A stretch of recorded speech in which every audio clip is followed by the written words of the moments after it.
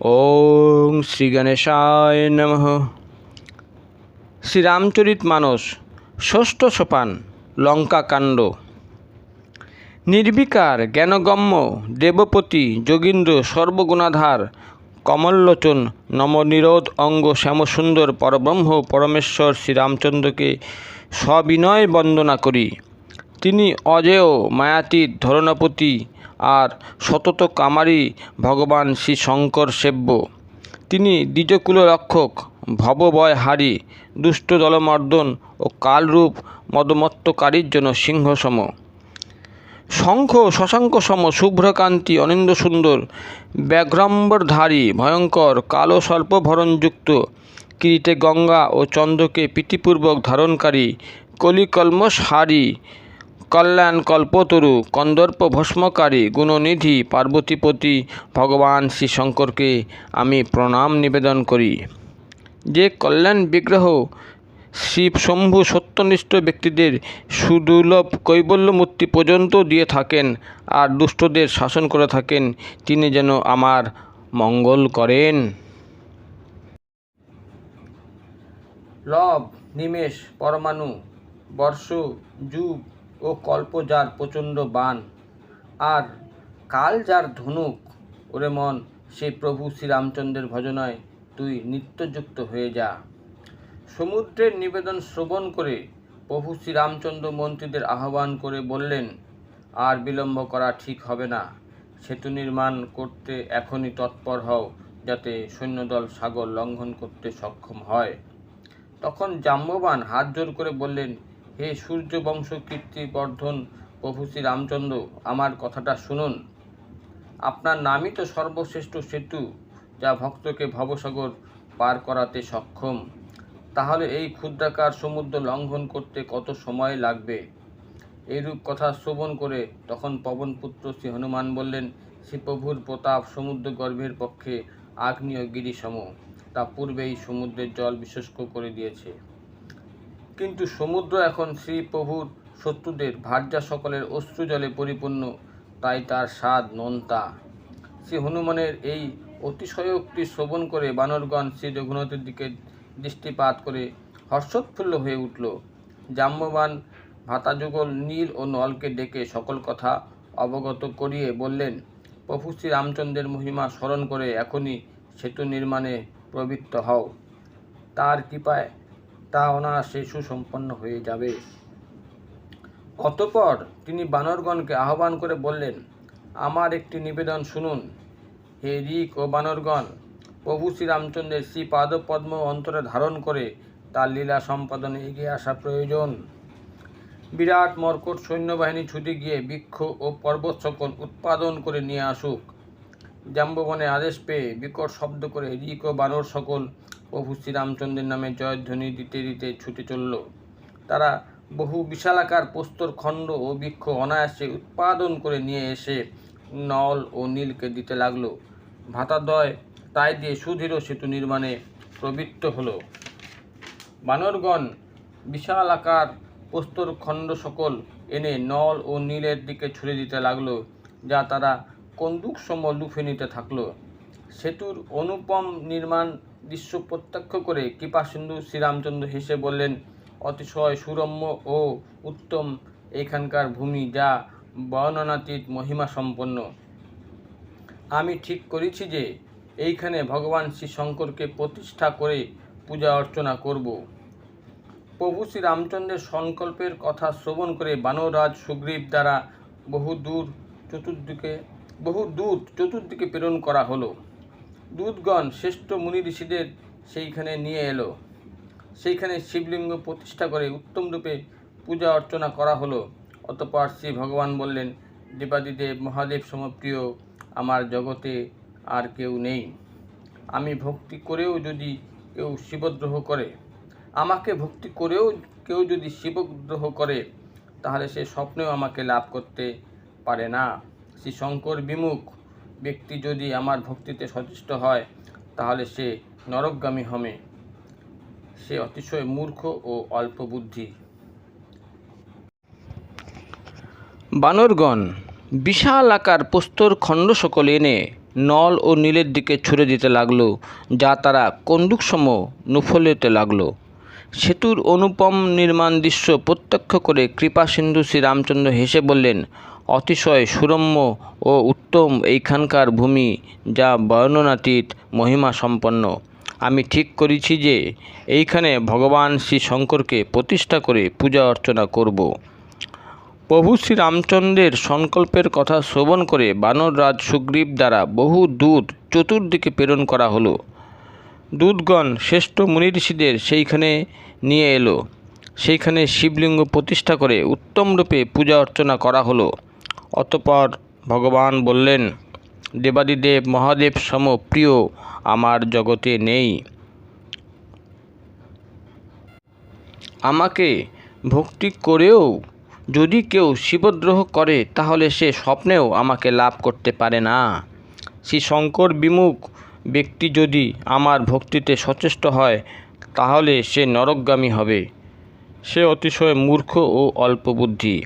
যে ব্যক্তি ভগবান শ্রী শঙ্কর ও আমার মধ্যে একজনের উপর প্রীতি ধারণ করে অন্যজনকে অশ্রদ্ধা করে, সে কল্পকাল পর্যন্ত ঘোর নরকে বাস করে থাকে। আমার প্রতিষ্ঠিত রামেশ্বর মহাদেবকে যে দর্শন করবে, সে মৃত্যুর পরে সোজা আমার বৈকুণ্ঠ ধামে গমন করবে। আর যে গঙ্গা জল বয়ে এনে রামেশ্বরের জলাভিষেক করবে, সে সাযুজ্য মুক্তি লাভ করবে, অর্থাৎ আমার অঙ্গে বিলীন হবে। যে ছল চাতুরি পরিহার করে নিষ্কাম চিত্তে ভগবান শ্রীরামেশ্বরের সেবায় নিত্যযুক্ত থাকবে, তাকে দেবাদিদেব মহাদেব আমার উপর অচলা ভক্তি প্রদান করবেন। আর যে আমার নির্মিত সেতু দর্শন করবে, সে অনায়াসে ভবসাগর পার করতে সক্ষম হবে। শ্রীরামচন্দ্রের কথা সকলকে আনন্দ দিল। অতঃপর সেই শ্রেষ্ঠ মুনিঋষিগণ নিজ নিজ আশ্রমে ফিরে গেলেন। ভগবান শ্রী শঙ্কর বললেন, হে পার্বতী, অনুপম শরণাগত বৎসল এই রঘুনাথ সুচতুর নল ও নীল সেতু বন্ধন করল। শ্রীরামচন্দ্রের কৃপায় তাদের যশোকথা দিক দিগন্তে ছড়িয়ে পড়ল। যে প্রস্তর ডুবে যায় আর অন্যদেরও ডুবিয়ে দেয়, তাই জাহাজ সম হয়ে নিজে ভেসে থেকে অপরকে পার করতে সক্ষম হয়ে গেল। বস্তুত তাকে সমুদ্রের মহিমা, প্রস্তরের গুণ কিংবা বানরের কুশলতা কিছুই বলা যায় না।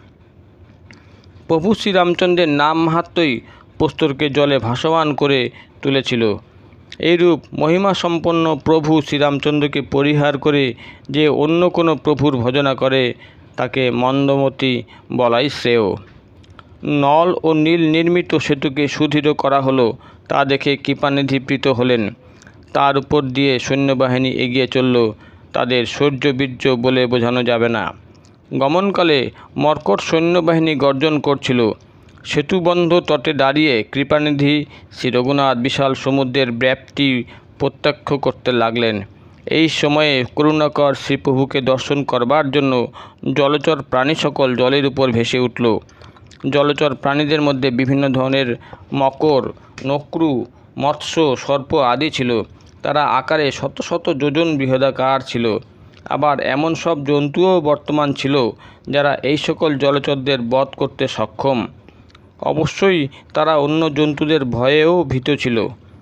তারা পরস্পরের মধ্যে শত্রুতার সম্বন্ধ বিস্মরণ হলো এবং এক দৃষ্টে শ্রীপ্রভুকে দর্শন করতে থাকলো। কেউ স্থান ছাড়ছিল না। তারা আনন্দে পরিপূর্ণ ছিল। সুখ তাদের ধরছিল না। এত বেশি সংখ্যায় তারা এসেছিল যে সমুদ্রের জলও দেখা যাচ্ছিল না। শ্রী ভগবানের রূপ প্রত্যক্ষ করে তারা মুগ্ধ হয়ে গিয়েছিল। প্রভু শ্রী রামচন্দ্রের অনুমতি নিয়ে মর্কট সৈন্যবাহিনী এগিয়ে চলল। সেই বাহিনী এত বিশাল ছিল যে তা গণনা করা সম্ভব নয়। সেতুবন্ধে ঠাসাঠাসি ভিড় দেখে কিছু বানর লাফিয়ে আকাশপথে চলল।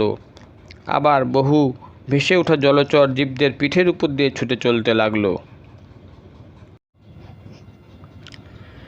সৈন্যবাহিনী গমনকালে এইরূপ কৌতুকপূর্ণ ঘটনা সকল প্রত্যক্ষ করে কৃপানিধি শ্রী রঘুনাথ ও শ্রী লক্ষ্মণ সহাস্যে সেনাসহ সমুদ্র অতিক্রম করলেন। সেই মর্কট বাহিনী ও সেনাপতিদের বিপুল সমাগম বলে বোঝানো যাবে না। সাগর লঙ্ঘন করে প্রভু শ্রীরামচন্দ্র শিবির স্থাপন করলেন। তিনি তখন মর্কটদের সুন্দর ফলমূল ভক্ষণ করবার অনুমতি দিলেন। নির্দেশ পাওয়ার সঙ্গে সঙ্গে ঋক মর্কটগণ দিকে দিকে ছুটে গেল। প্রভু শ্রীরামচন্দ্রের সেবা করবার এমন অপূর্ব সুযোগ পেয়ে বৃক্ষ সকল পত্রপুষ্প ফলমূল পরিশোভিত হয়ে নিজেদের ধন্য মনে করল। মর্কট ঋক সকল সুমিষ্ট ফল ভক্ষণ করবার সঙ্গে সঙ্গে বানর স্বভাবে গাছপালা ভাঙতে লাগলো আর বিশালাকার প্রস্তরখণ্ড সকল লঙ্কার দিকে ছুঁড়ে মারতে থাকলো। যেখানেই মর্কটগণ রাক্ষস দেখতে পেল তারা উত্ত্যক্ত করতে লাগলো। তারা দন্ত দ্বারা রাক্ষসদের নাসিকা কর্ণবিহীন করে প্রভু শ্রীরামচন্দ্রের জয়ধ্বনি দিয়ে অথবা তাদের দিতে বাধ্য করে তবে যেতে দিল। যে সকল রাক্ষস নাসিকা কর্ণ বিরহিত হয়েছিল তারা সোজা ছুটে গিয়ে সকল বৃত্তান্ত রাবণের কানে তুলল। সেতুবন্ধ সংবাদ শ্রবণ করে লঙ্কাপতি রাবণ বিচলিত হলো আর বলল, বননিধি, নীরনিধি, কম্পিতি, অম্বুনিধি, জলধি, সিন্ধু, করিশ, তোয়ানিধি, উদধি, পয়ধি, জলেশ এগুলিকে বেঁধে ফেলা হয়েছে, খবরটা সত্য? ব্যাকুলতা সর্বসমক্ষে জানাজানি হয়ে যাচ্ছে দেখে সামলে নিয়ে রাবণ হাসতে হাসতে ভয় না পাওয়ার অভিনয় করে রাজপ্রাসাদে ফিরে গেল। মন্দোদরী জানতে পারল যে প্রভু শ্রীরামচন্দ্র লঙ্কায় এসে পড়েছেন আর হেলায় সেতুবন্ধ কার্য সম্পন্ন করেছেন। তখন সে হাত ধরে প্রতিদেবতাকে নিজ মহলে নিয়ে গেল আর বলল, হে প্রিয়তম, রাগ করবেন না, আমার কথাটা শুনুন। মন্দোদরী বলল, হে নাথ, আমার বিবেক বিবেচনা অনুসারে বুদ্ধি ও পরাক্রম দ্বারা যাকে পরাজিত করা সম্ভব তার সঙ্গে বৈরিতা করা ভালো। আপনার ও প্রভু শ্রীরামচন্দ্রের মধ্যে তফাৎ যে অনেক বেশি। তিনি সূর্য হলে আপনি জোনাকির বেশি নন।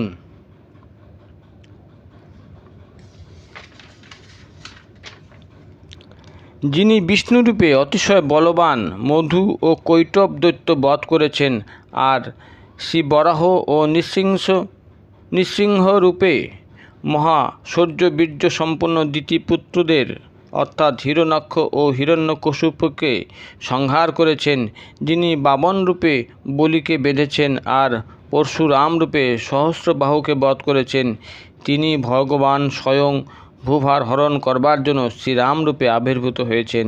হে নাথ, তার বিরোধিতা থেকে সরে আসুন। কাল, কর্ম ও জীব সকলই তার অধীন। আপনি প্রভু শ্রীরামচন্দ্রের শ্রীপাদপদ্মে প্রণাম নিবেদন করে তার শরণাগতি প্রার্থনা করুন, তাকে সীতাদেবী ফিরিয়ে দিন। তারপর আপনি পুত্রকে রাজত্ব দান করে অরণ্যে গমন করে শ্রী রঘুনাথের ভজনায় নিত্যযুক্ত হন।